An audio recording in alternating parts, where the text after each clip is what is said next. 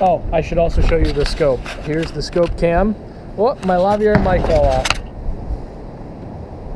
Oh shit, it wasn't plugged in for that. All right, so we are out here on a very windy day.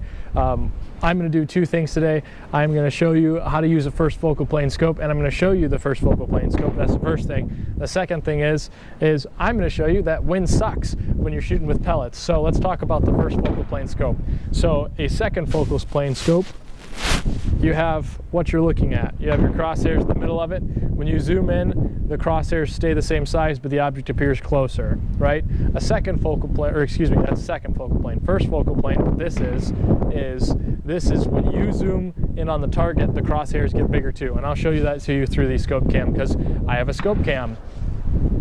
And the second thing that it does is it makes range judging really easy. So this is what the reticle looks like. A pretty complicated reticle until you just say every one of these little hash marks is 1 MOA. The adjustments on it are 1/4 MOA, meaning 4 clicks equals 1 MOA.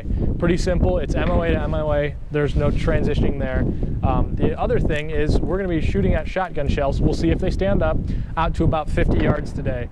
So a shotgun shell, 12 gauge that is 3/4 inch wide and 2.75 inches tall. Turn that into MOA. At 50 yards, we end up with 1.5 MOA wide and 5.5 MOA tall. Pretty small target when you think about it, especially in a windy condition like today. So I'm going to show you the scope quick. I've got the scope cam on it already. It's a big scope, and it's all right to look at. Actually, it's not all right. It's amazing to look at. It's very clear and it's very easy to make adjustments on, and it follows well. So we'll go through all that today. Also, I am going to have some gunfire at the back. Big deal. We're at a shooting range. All right, here we go. I am at 25 yards. I have to actually adjust over here and find where we're at. It is such a strong wind that my targets have fallen over before I can get to them. It's okay. Let's go down 4 clicks. And let's see where we're at. So there's one and there's the other. So my plan was originally to shoot both of these targets standing up, and you can see through the scope cam that even laying down they are still being affected by the wind pretty heavily. So this is going to be interesting today. We'll just shoot this one, see where we are. Alright, so we've got the scope cam set up. I'm sitting at 25 yards. I'm pretty sure I've got a 50-yard-ish zero on this, so I will check that quickly, and we will get it cross stops in. I've got a target set up down there right at 25 yards. It's pretty even with me, so we should be in agreement pretty quickly. And here we go. Let's get to shooting. Stop jawing. Zeroed on there. Okay. Right next to my initial hole that told me I was shooting high. So there's that hole. And let's take it, and we're going to go down. And we're going to go down about 8 clicks. There's 2, there's 4, there's 6, there's 8. We'll go 10 for good measure, because I have a feeling it's going to be 10. No reason. That should have been 12.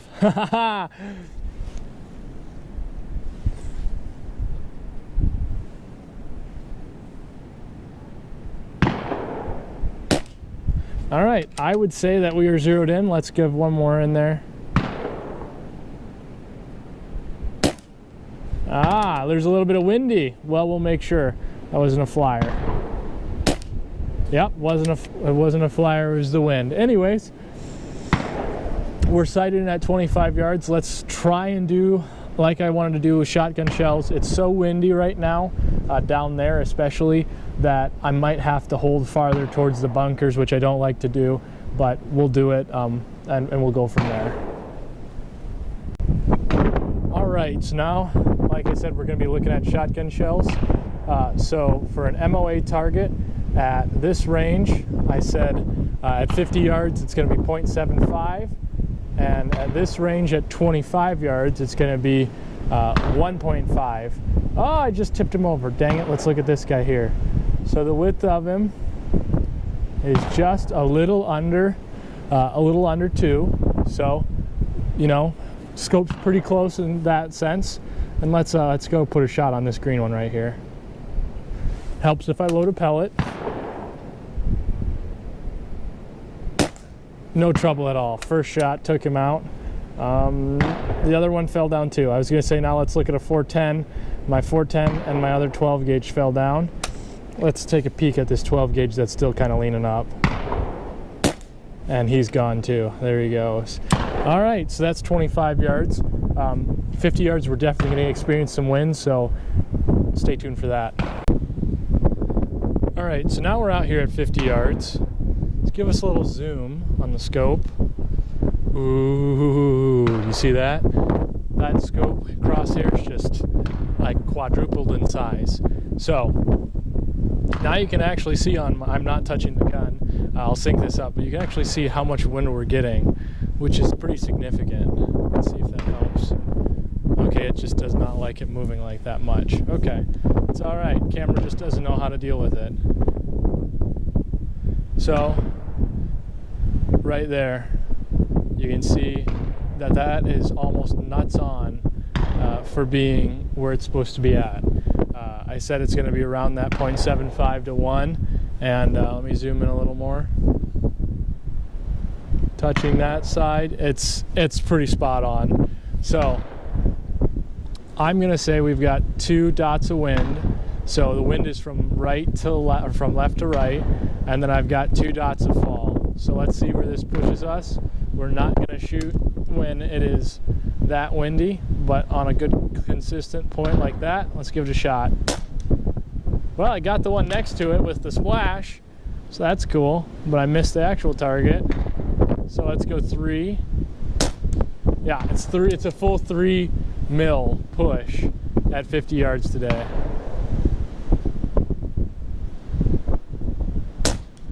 Well, I overshot on that one.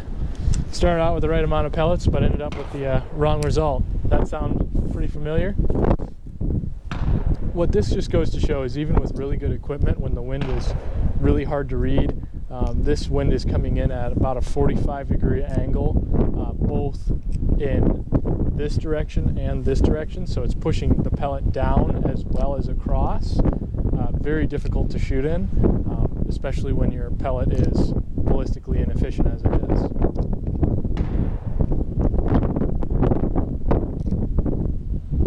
Got 2 more. Hey, I hit the right number of pellets. All right, let's get reloaded in here, and let's go for that last guy here. So we said 3 dots of wind and about 3 for height, and I got him. All right, so hopefully that gives you a little better idea of what it's like to shoot with a first focal plane scope. On a windy day, it's super helpful because I can take the scope, make it as big or as small as I need to. The one downside of these first focal planes is shooting at really close distances, like 10-15 yards, and at really small targets, your crosshairs get so fine it's hard to differentiate, whereas with the second focal plane scope, it's the same all the way through. So your picture gets bigger, but your crosshair stays the same. Pluses and minuses to every system. That's how life works. Anyways, wanted to show you guys that scope, and hopefully you enjoyed it. I'd like to shoot some more, but I'll shoot that off camera because doing both back and forth is a little difficult, especially when it's in wind and I've got to talk to you guys and explain to you what I'm doing. So, well, screw it. We'll do both. Now we'll just dink around with some shooting at some targets. So yes, I did put on earmuffs. No, it's not because this gun is loud. It's because those guns are loud. Some stupid habit that I should get into, but you really do want to protect your hearing. Even if you're the one shooting, I'm like 300 yards away, and they're not wearing hearing protection at the line, but I'm wearing hearing protection over here. It should be more than hearing safe, but better to be safe now than sorry when you're 50 and can't hear your grandkids or your kids. So that's my thought process. I know I'm a little bit of an old man, but whatever. I'll be hearing while all you sunny boys can't hear or sing, so I'm not too worried. All right, let's go pick on these 25-yard targets. 25-yard target is going to be a little spinner. And here we go. That is way out of focus. That's better. That's very good. I turned the scope magnification down. Number one, I don't need it that high. And number two, when I zoom it way in, you'll see it tends to make it a little blurry. That's not bad, but the picture itself is blurry. The crosshairs are clean, but the actual image is not, if that makes any sense. So, oh yeah, we're hitting them left and right now. I wish they'd stand up. Let me zoom out just a little bit. There you go.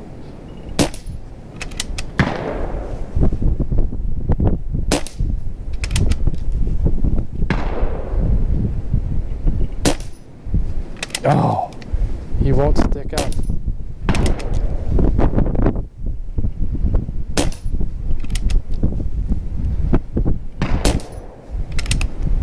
There's 10. So, really good. Little shooting there.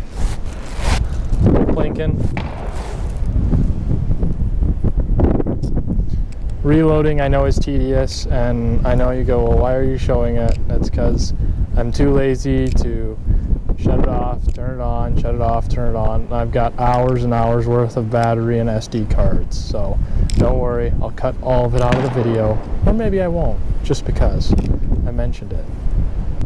Solid with it. So I've got another claybird out here, 50 yards, so this next shot's going to be at 50.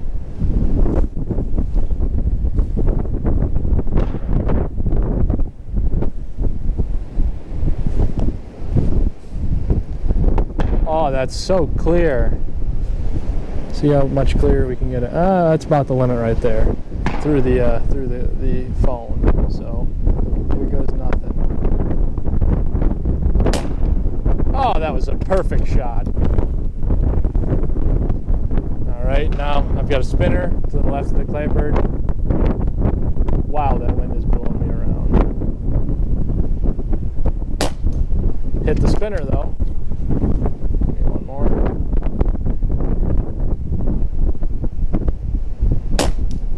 Spinner again. I'm going to do one in slow-mo here so you can actually see how much this pellet is getting affected by the wind.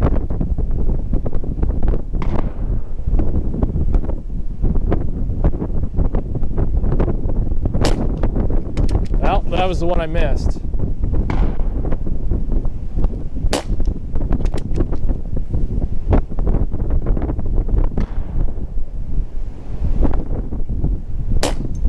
Go.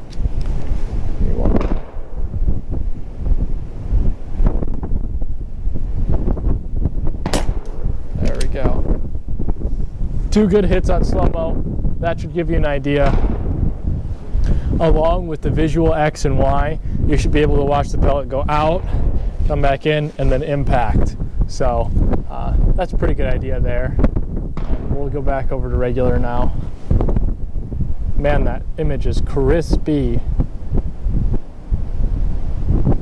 So, I'm looking at some small stuff to shoot out here as well against a solid background. That looks about right. Helps if you load it.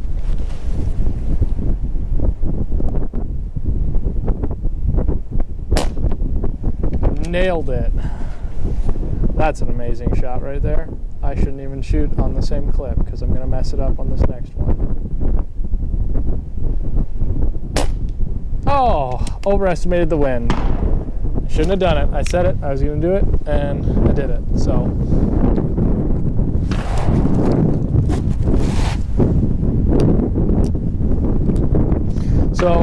I've shot a lot with the Umarex Gauntlet, and I've never gone through any of its features.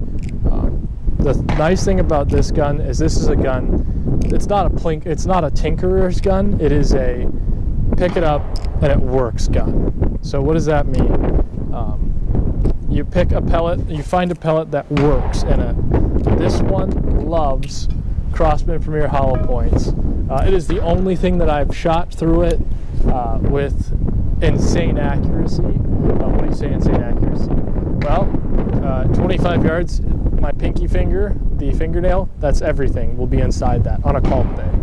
50 yards, if I'm doing my part, everything's inside the thumb. 75 yards is kind of where the gun, gets to be, it starts to lose a lot of speed, especially with these 14.3s. So from 0 to 100, you experience 50 or 60% of your drop from 50 to 75, which is insane. Maybe it's even a little higher than 75%. Maybe it's close to 80% of where you lose it. And then from 75 to 100, you lose the last 20, 25%. If I did math right, that's how that works. Anyways, you've seen this gun a bunch. If you haven't, go look through some of my videos.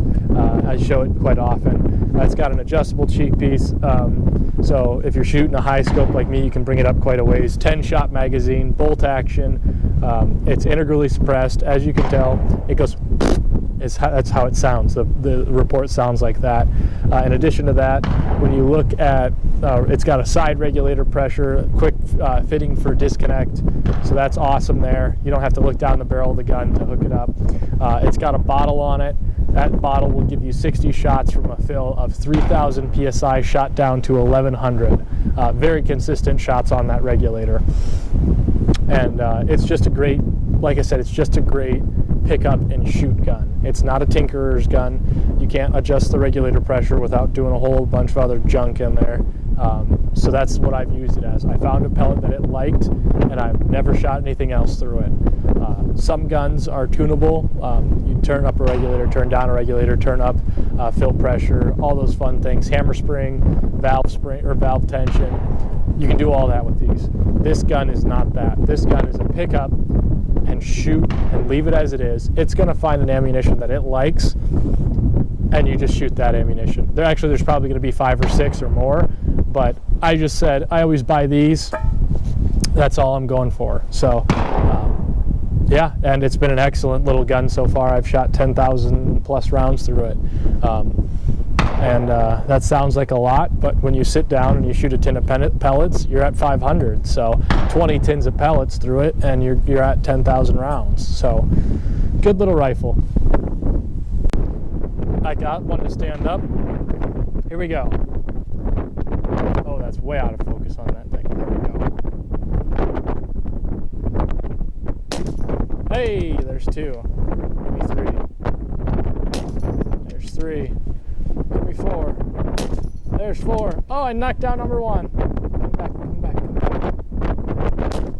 Oh, didn't pop it up. And I'm out of ammunition. How is this possible? How is it possible to be out of ammunition? Tell me. Tell me. Where's that from? I don't remember what that's from. Doesn't matter. This audio is all probably going to be crap because I have 25-mile-an-hour winds.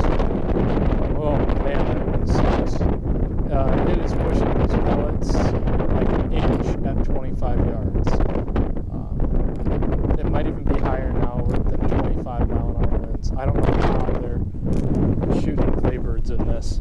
I feel like it would just catch the claybird and just absolutely wreck its trajectory. There. Got all 4 up. All right, here it comes. Oh, we're going to switch this one over to slow-mo. Yeah, we're thinking big now, city boy. Come on, Tina. There we go. Oh, that was so cool. That was so cool.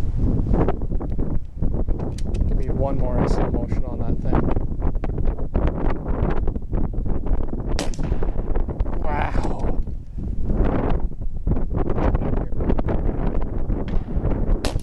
Oh. All right. That's not slow mo.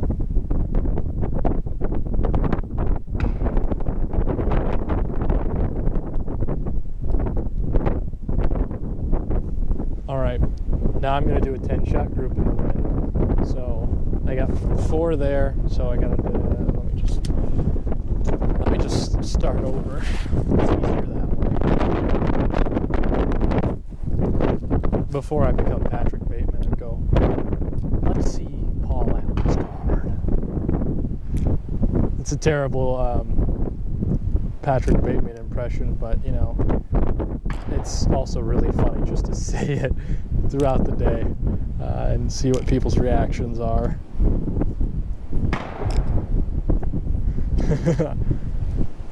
If you don't know what I'm talking about, the movie is American Psycho, and it is a very good movie.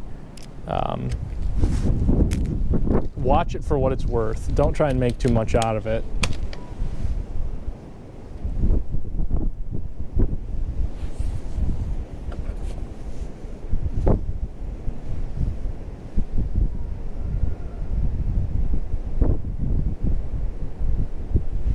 Okay, so I'm going to put the first shot in, and then we're going to put 9 on the crosshairs of wherever that shot hit.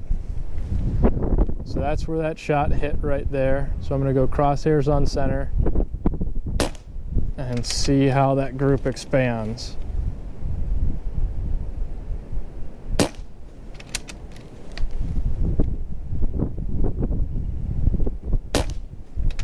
You also have to remember each time that I shoot this and it's in the same hole, I'm adjusting. So you see that? That one's not a flyer. I'm aiming at the wrong section of the hole. This should be where I'm aiming every time, and it won't open up. But I made an error because I started aiming towards... Your mind does weird things. You put a... No, actually it doesn't do weird things. You look at the center of an object, and that's how your mind works. So when you shoot, oh, don't do this to me, wind. Okay, we're gonna go look at that hole here, and I'll bring you guys along, and I'll explain why there's one flyer and then everything else is perfect. And it's not perfect, it's just a good group in general, and it shows what this gun can do. So 25 yards, and I made a mistake on this one, so there is one outside the group, so it's a 9-hole group. So this is that group. There's my pinky fingernail that covers it. Here's that one that I screwed up on. So what you have here, this is the start of the group, and then as the group gets bigger, your eye wants to put the crosshairs in the center of that hole every time. So you get over here a little bit and you say, crap, I gotta aim back over here. So this is not a flyer, this is purely human error. But once again, 25 yards, my pinky fingernail covers it. Pretty impressive grouping. Anyways, something else that I need to do more of is I need to do more talking to you guys rather than just showing you what I'm doing. I know it doesn't really matter much because I don't have that big a following. No big deal. You should always be trying to improve. And when you do that, everybody benefits. You benefit as the viewer, and I benefit as the creator.